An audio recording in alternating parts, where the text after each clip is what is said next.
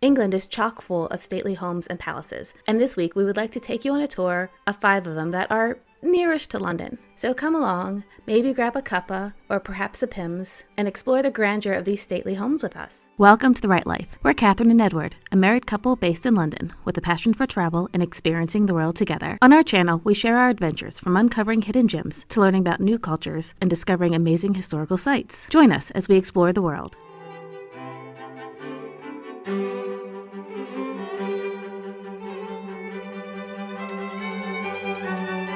This is George Bernard Shaw's house, and it's actually only about 25 minutes from our house.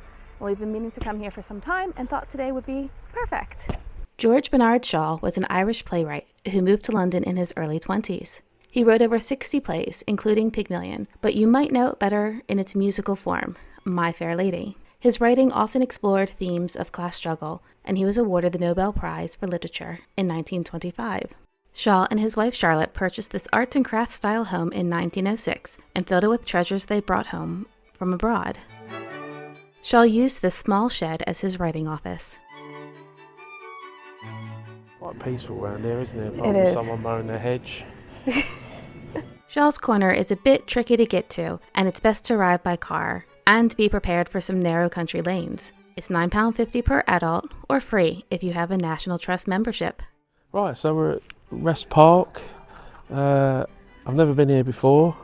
It's another stately home. The weather's brilliant. We've just come through the main entrance, through the walled garden where they've got apple and pear trees and everything. We'll show you a bit more of that on the way out. We're just going to go through now into the stately home, and yeah, excited to see it. Not something that's been on my radar. Should be really cool.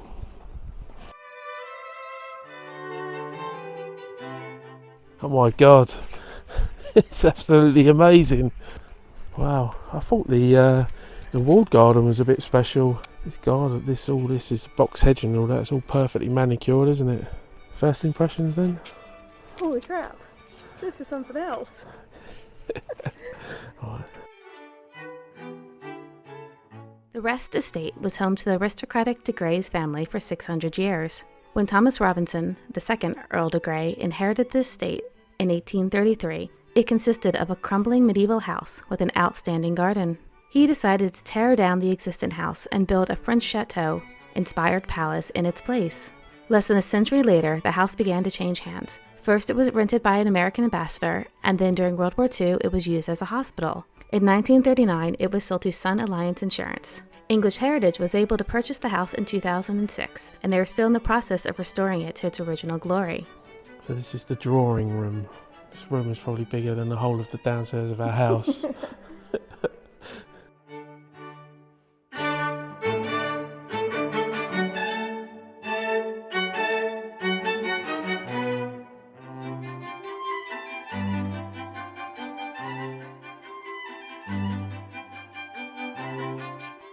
The bananas?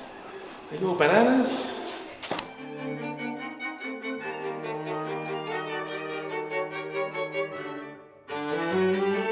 So we are in an ante-room.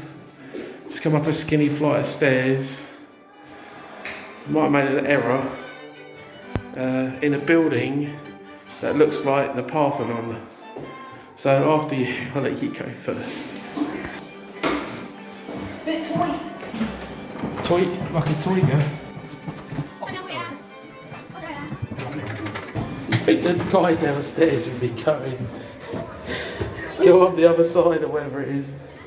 Yeah, I ain't climbing up the other side. It's like, Oh my god.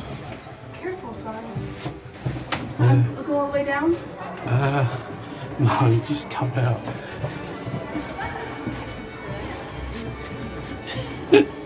So you just ignore me completely. Isn't that how marriage works? That's true. It does work like that, doesn't it, marriage? Oh, just smash me in the ceiling. It's a child's dream. I found another room. I've done it all. I've done it all portrait. I ain't doing it again.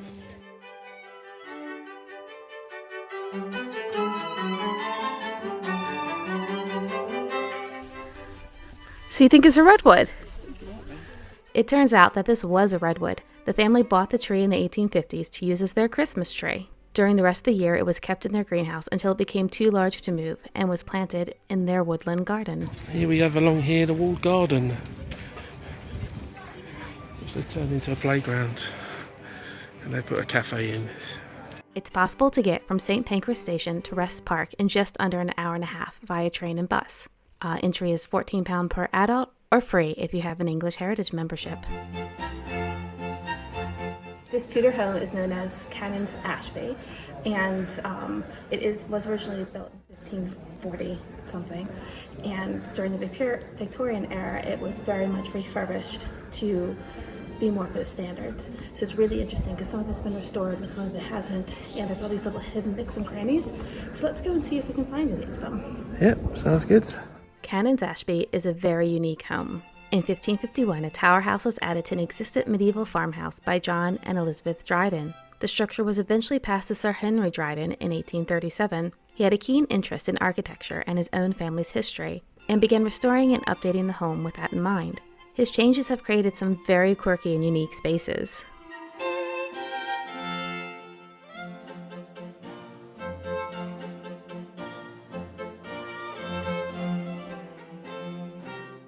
One of the oddities I liked best was this Tudor cupboard that had been reshaped into an almost unusable space by the Victorian renovation. It's not often I get to stick my head into a medieval drawing cupboard.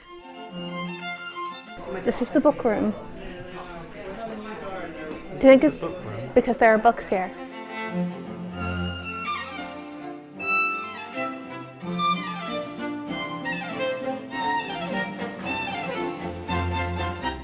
Behind me are these amazing Tudor wall paintings, which had been hidden for centuries and only rediscovered here during some restoration work in the 1980s. Side note, you do realise we're wearing the same colour again, don't you? Very posh. The tapestry room. I've come to see the tapestries.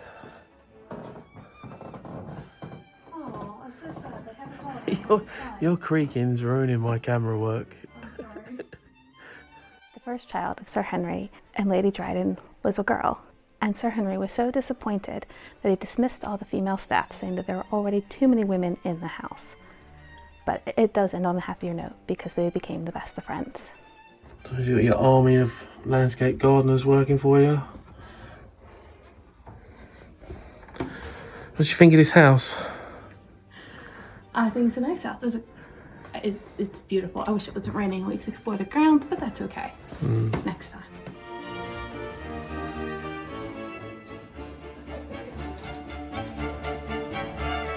It's a children's playroom, I think. Games that we still recognise today. We've got an old yo-yo there. Is it me? Is all the floors on the slant? Oh yeah, this is a cricket house. The unfortunate daughter I mentioned earlier was Alice, who was born in 1866. She was an avid photographer and took a series of photos around the house. These photos have helped historians to restore the structure to what it would have looked like during the Victorian era. This must be the drawing room. Wow.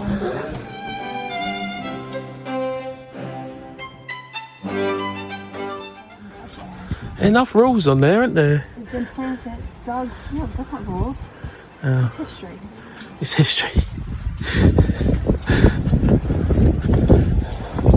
I mean, it's £13 each to get in here, or free if you've got National Trust membership. You can probably knock the house out in about 20 minutes because a lot of it is not open.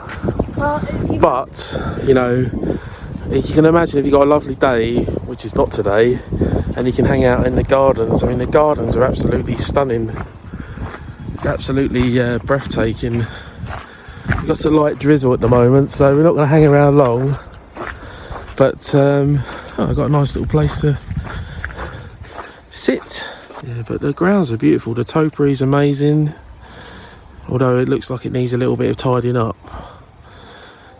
And you got these British people over here that obviously not having any of it. And they're going, no, it's raining, I don't care, I'm getting on with it. I've got me flat cap on, job done. Yeah. I know what, is that a fig, is it? I don't know what it is. You can tell me what type of tree that is. The camera's picking it up. Please comment. We then headed towards the nearby Canons Priory, which dates to about 1250. Look at the size of that thing. Got the Chatter Red 5. It's massive. It's not totally out of place for the village. I mean, you've got like a little sort of house over there. I don't think I want to go over there, to be honest. I'm sure it's amazing inside, but it's lashing it down. She's walked off with the umbrella anyway, so, you know, thanks very much for that one, love. Well, if you made me come over. Close the door when you go in. The birds.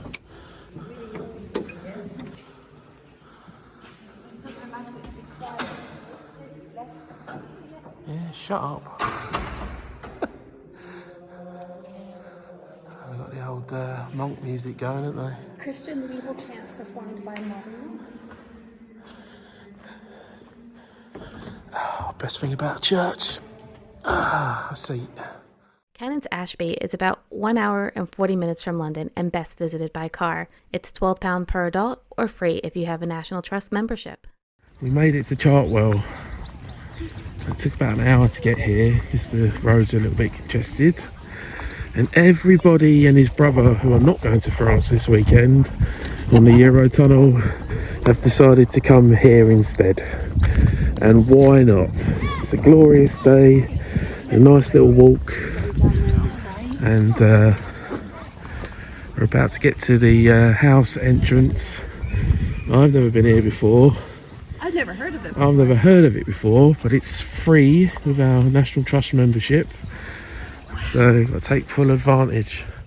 The Gavin Jones Rock Garden was installed in 1948. Apparently Clementine Churchill, Winston Churchill's wife, saw it at the Chelsea Garden Flower Show and had a recreation done here. I didn't know that was the thing people did. It is if you've got loads of money. Otherwise you just buy a few plant pots.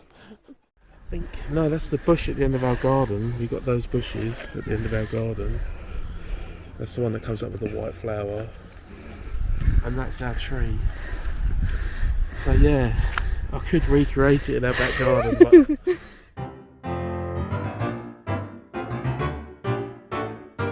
Winston and Clementine Churchill bought Chartwell in 1922. It was their family home for the next 40 years. The rooms are very close to how the Churchills left them. Interestingly, the National Trust bought the home almost 20 years before Winston passed away. The home was open to visitors in 1966, only a year after his death.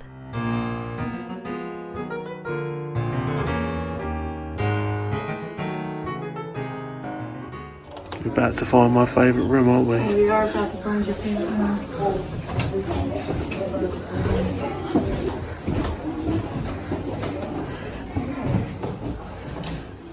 It's Churchill's Kermit.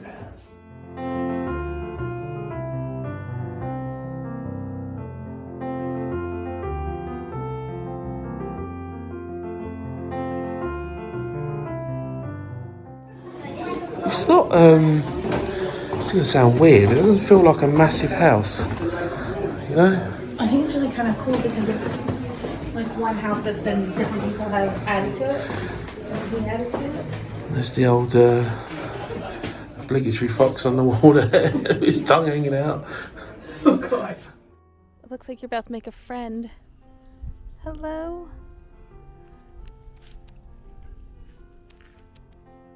You're alright with me being on camera, but you don't like being on camera, do you? I'm on camera all the time. I don't mind. Do you think we should discuss the elephant? What, the fact that we're wearing the same clothing? Yeah. Like we're brother and sister instead of husband and wife? No, let's just leave it intriguing. We both got dressed in the dark. we both independently got to to wearing green today.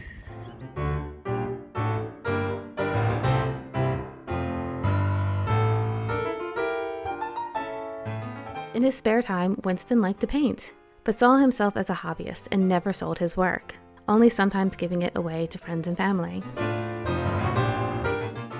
And the cigar. He's just a hobbyist. And the cigar. And the brandy. Yeah, well, what can you do when you have a hobby and money? Yeah. Oh, just heading for the walled garden now. Should be interesting. Apparently this wall was built by Winston Churchill himself between 1925 and 1932, when he didn't have much on, you know, between his, you know, fighting World War I, fighting World War II, painting, going all over the world. Job done. Chartwell is just under 2 hours from London and can be reached by train and bus. It's £20 per adult, or free if you have a National Trust membership. Our last stop for this video is Knebworth House. This Tudor Gothic structure has been the home of the Lytton family since 1490, and like the other homes in this video, the family still lives here today. This makes the rooms an interesting collection of objects that walk you through the history of the Lytton family.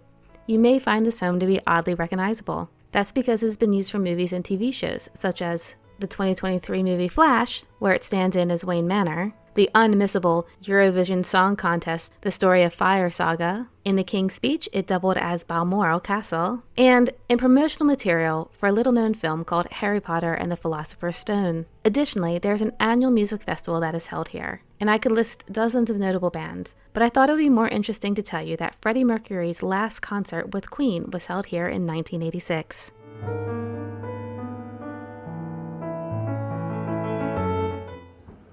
I think they're holiday souvenirs.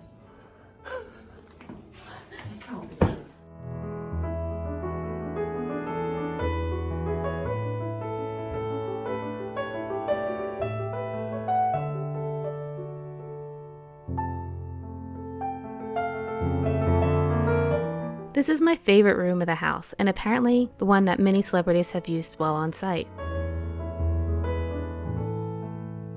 If I couldn't sleep in the Tudor room, I think I'd pick this Chinese bed. Knebworth House is about 40 minutes away by train and taxi from central London. It costs £14 per person. However, there are often on-site events that include access to the house. Thank you so much for exploring these stately homes with us. Let us know in the comments if you'd like to see more list-style videos. And don't forget to like and subscribe. There are more adventures to come.